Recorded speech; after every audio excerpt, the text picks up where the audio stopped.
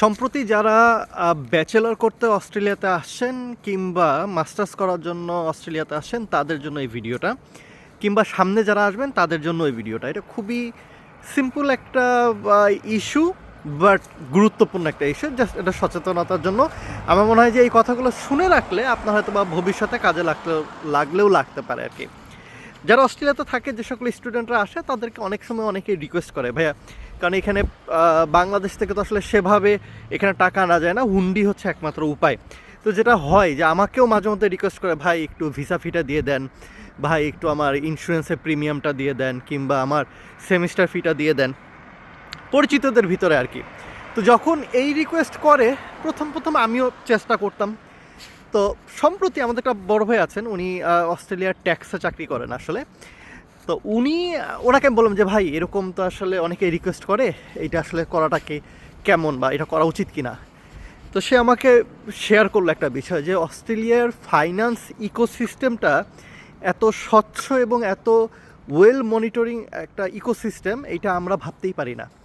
এখানে অজ ট্র্যাক বলে মনে হয় ওনাদের কোনো একটা প্রোগ্রাম আছে। সাপোজ কোনো নাগরিক যদি অ্যাবনর্মাল ট্রানজ্যাকশন করে, সেটা হতে পারে ইনফ্লো, সেটা হতে পারে আউটফ্লো, সেটা ওখানে ফ্ল্যাগ ওঠে আর কি, হ্যাঁ। এবং এগুলো নিয়ে ইনভেস্টিগেট হয়।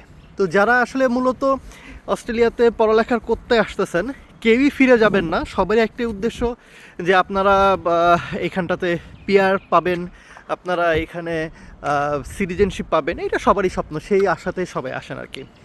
সো এগুলোর ক্ষেত্রে এই যে 7-8 বছরের জার্নি, ব্যাচেলর, মাস্টার্স, তারপরে চাকরি বাকরি, তারপরে পিআরের জন্য পয়েন্ট তোলা, সেইটা আবেদন করে পিআর পাওয়া, সিটিজেনশিপ, সব কিছু মিলে একটা মানে খুবই লেন্দি একটা প্রসেস। এই প্রসেসের ভিতরে আসলে আমাদেরকে সবাইকে একটু সচেতন থাকতে হবে। এখন কেউ যদি আপনাকে রিকোয়েস্ট করে যে ভাই আমাকে একটু ভিসা ফিটা দিয়ে দাও বা আমার একটু ইন্স্যুরেন্সটা দিয়ে দাও, এবং সে করবে কি, সে আপনাকে আসলে আলটিমেটলি ওই যে হুন্ডি করে পাঠাবে। কারণ আপনি হয়তো যে এজেন্সির মাধ্যমে আসছেন, এজেন্সির বড় ভাই আপনাকে রিকোয়েস্ট করবে, আপনার পাড়া মহল্লা অনেক বড় ভাই আপারা আসবে, তারা রিকোয়েস্ট করতে পারে। আসলে এগুলোর ক্ষেত্রে চেষ্টা করবেন ডিসকারেজ করার জন্য আপনি।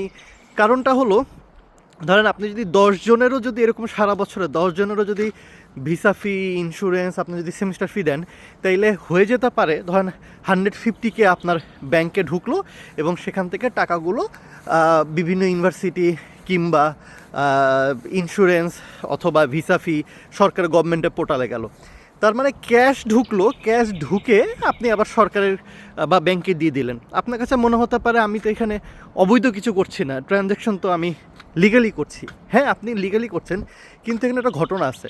এই যে আপনি 100K বা 200K যে এইভাবে টাকাগুলো ডিপোজিট করলেন, আপনার ইনফ্লো ক্যাশ, কিন্তু আপনার আউটফ্লো আবার ব্যাংকে অনলাইনে গেল। এখন প্রশ্ন হচ্ছে, এই যে 10-15 জনের টাকা ডিপোজিট করার আপনার কি আসলে লিগ্যাল কোনো এন্টিটি আছে? এটার জন্য এজেন্সি আছে, এটার জন্য এজেন্ট আছে, তারা এগুলো দিবে। আপনি তো, আপনার তো পেশা এটা না, আপনি তো এখানে পড়ালেখা করতে আসছেন।